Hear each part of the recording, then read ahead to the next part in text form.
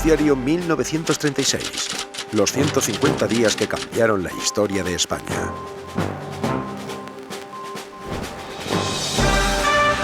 Noticiario independiente de la tarde. Desde nuestros estudios de la calle Antonio Maura de Madrid.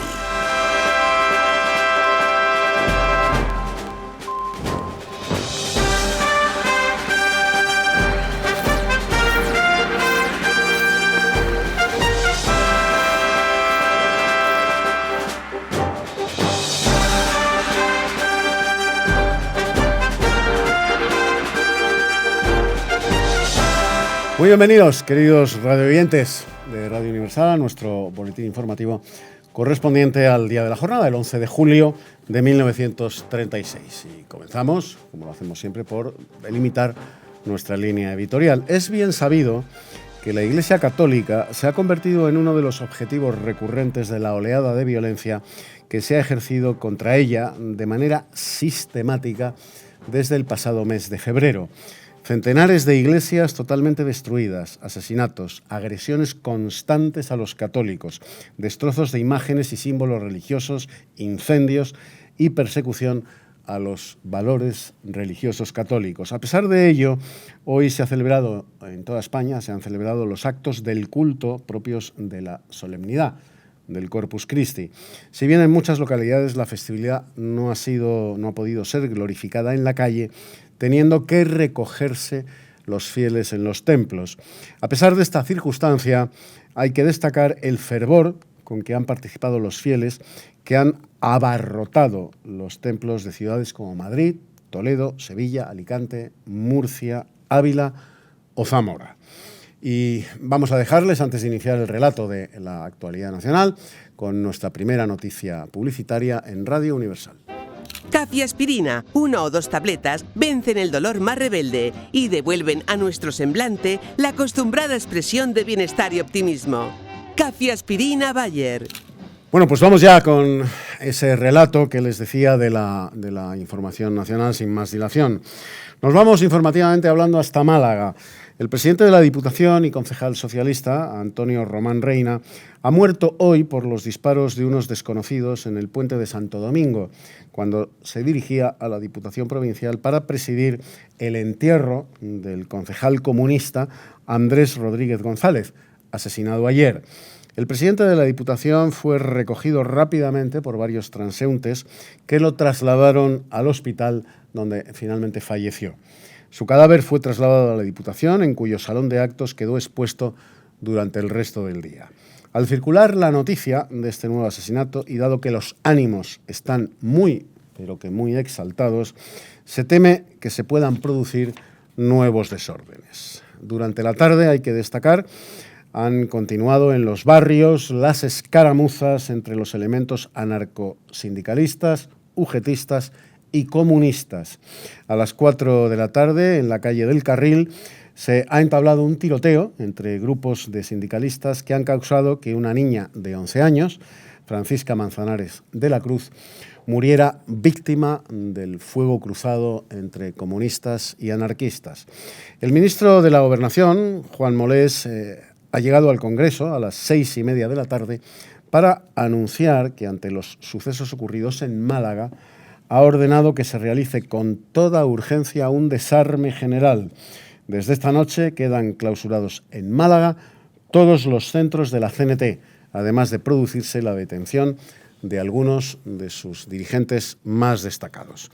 Y tenemos noticia de última hora que nos acercan nuestros compañeros de redacción. A las 4:20 de la tarde, nos lo acaban de comunicar, ha abierto la sesión Diego Martínez Barrio para leer una comunicación del Gobierno relativa a la prórroga del estado de alarma. Germiniano Carrascal, en representación de la minoría popular agraria, ha pedido que el Gobierno explique los motivos de esta prórroga que finalmente se ha aprobado en votación por 147 votos a favor y 34 en contra. Y en cuanto a la reforma agraria, hay que destacar que continúa la ocupación de fincas para realizar asentamientos de campesinos.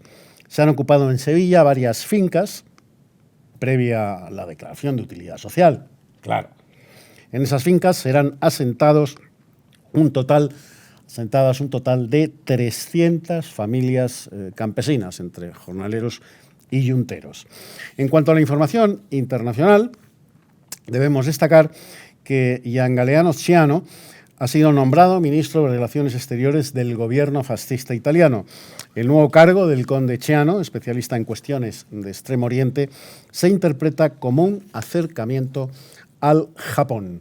Y respecto a la actualidad, la última hora, proveniente de nuestra redacción en este momento, nos cuenta lo siguiente. Tras un día de descanso en Rangún, los aviadores filipinos Antonio Arnaiz y Juan Calvo prosiguen con su aventura del vuelo Manila-Madrid para tratar de emular la hazaña del vuelo Madrid-Manila de los militares españoles Eduardo González Gallarza y Joaquín Loriga, que en 1926, como se recordará, recorrieron los 18.000 kilómetros que separan a España de Filipinas. Y para finalizar, les comunicamos el fallecimiento de la actriz Carmen Ruiz Moragas. Trasladamos nuestro más sentido pésame a su familia y amigos. Descanse en paz. Y hasta aquí nuestro boletín informativo del día de la jornada. Les vamos a dejar, como hacemos siempre, con una melodía musical de nuestra selección que esperemos sea de su agrado. Gracias, amigos, por su atención y hasta mañana.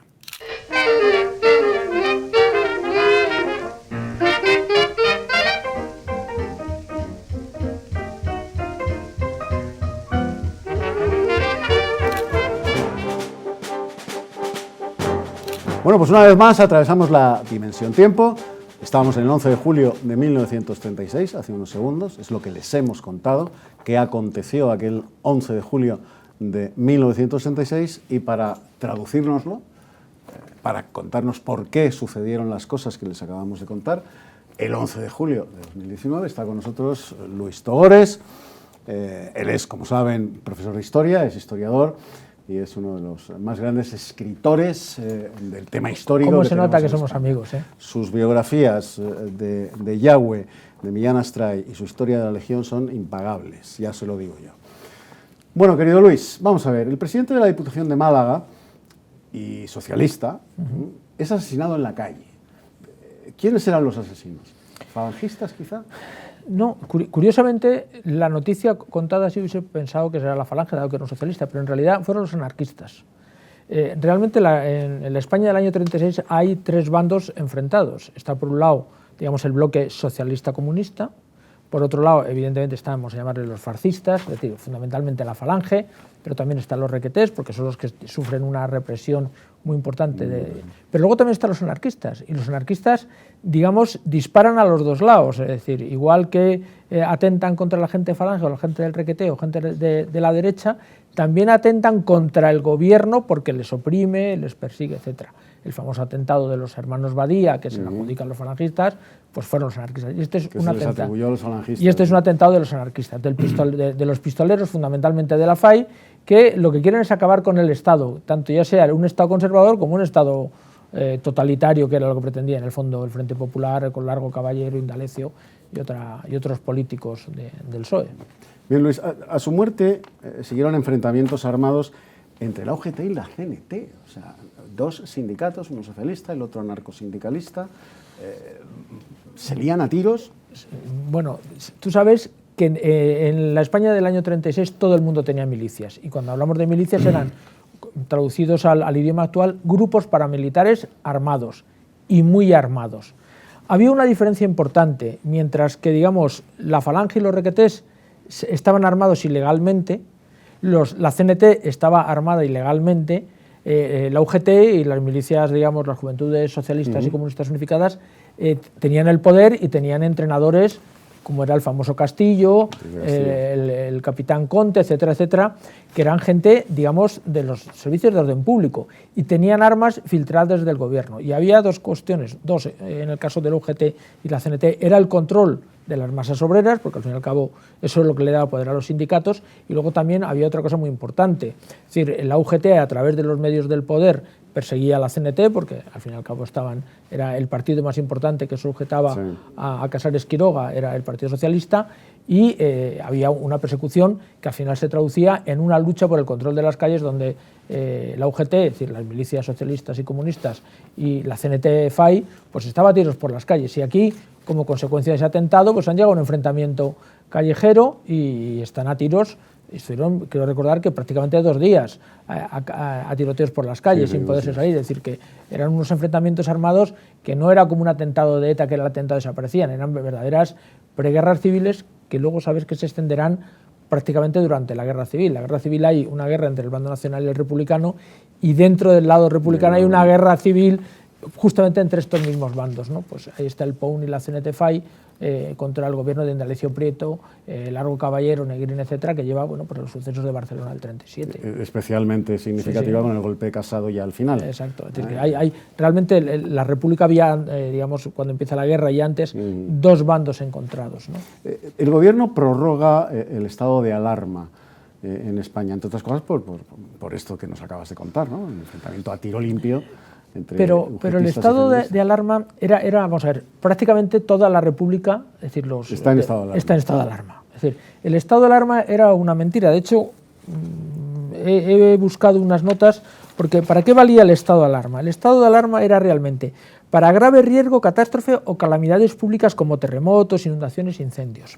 Para crisis sanitarias como epidemias, situaciones de desabastecimiento de materias primas y, digamos, paralización de los servicios públicos. Es decir, que para el caso de violencia en las calles, el estado de alarma no servía. ¿Por qué implantaban el estado de alarma? El estado de alarma lo que hacía es que constreñía las libertades individuales, pero realmente vamos a llamarle para temas de catástrofes. ¿Qué ocurría? En lo que estaba ocurriendo lo que había que decretar el estado de guerra. Pero la República nunca decreta el estado de guerra, ni siquiera durante la guerra. ¿Ni siquiera durante la guerra? No, ni siquiera la guerra. Pero por una razón, al entregar el estado de guerra, los que se hacían con el control eran los militares y por tanto la autoridad civil. Entonces, esa ficción del estado de alarma va a durar durante toda la República y incluso durante la guerra civil, porque no querían que los militares se hiciesen con el control absoluto de la situación. Con lo cual es una ficción pues absoluta. Bueno, la República, el Frente Popular. Sí, claro. Porque Niceto Alcalá Zamora, con el golpe en el Asturias, 34, en Asturias sí declara el estado de guerra. Pero es muy poco tiempo, el estado de guerra dura muy poco tiempo. En la República prácticamente casi siempre está en estado de alarma, tanto en la primera época. En el Bienio Negro, curiosamente, es donde menos hay estado de alarma, y cuando entra el Frente Popular, prácticamente todos los días hay ese estado de alarma, porque, claro, hay inundaciones en todas las calles de España, y entonces, claro, y epidemias, y por tanto hay que tener el estado proclamado, ¿no? Vamos a ver, Luis, hemos hablado en el informativo, en el noticiario de 1936, brevemente, pero hemos hablado de él, del ministro de Asuntos Exteriores de Benito Mussolini, Galeazzo Ciano. ¿Quién era Ciano? Bueno, la principal... Un tipo elegantísimo. Un hombre muy guapo y fundamentalmente lo que estaba casado era con la hija de Mussolini. Con la hija de Mussolini. Era un experto realmente en cuestiones de Asia, o por lo menos eso se decía, y va a ser muy importante porque va a llevar toda la política exterior de Mussolini, pues prácticamente durante la Guerra Civil Española y los primeros años de la Segunda Guerra Mundial. Tiene unos diarios que para la historia de España son fundamentales porque cuenta muchas cosas de la relación de la España de Franco con la Alemania de Hitler y Italia de Mussolini, y finalmente va a ser Mussolini el que le condena a muerte por traición, y el guapo Ciano pues va a morir a manos de su suegro. Probablemente, yo que soy padre de hija, a lo mejor es el sueño de todo padre, poder coger a tu nuero y si hace algo malo, acabar con él, ¿no? A mi niña que no me la toquen. Exactamente. Efectivamente. Bueno, vamos a ver, hemos terminado el informativo, el noticiero de 1936, con una gacetilla que se decía entonces de espectáculos. Ha muerto Carmen Ruiz Moragas. ¿Quién era Carmen Ruiz Moragas? Bueno, Carmen Ruiz Moragas era la madre del tío Leandro.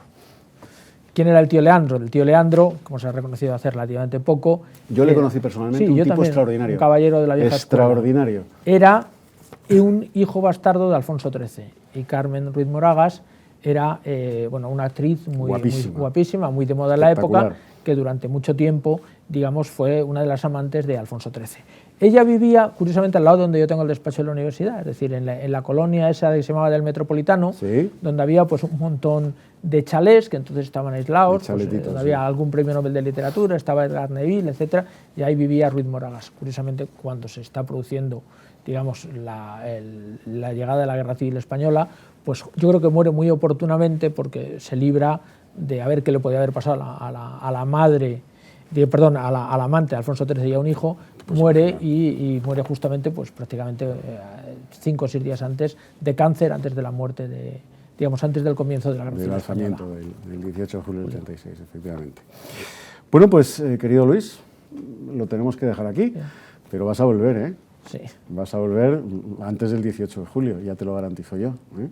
O sea, que no te vayas muy lejos. Y a todos ustedes, queridos amigos, hasta mañana.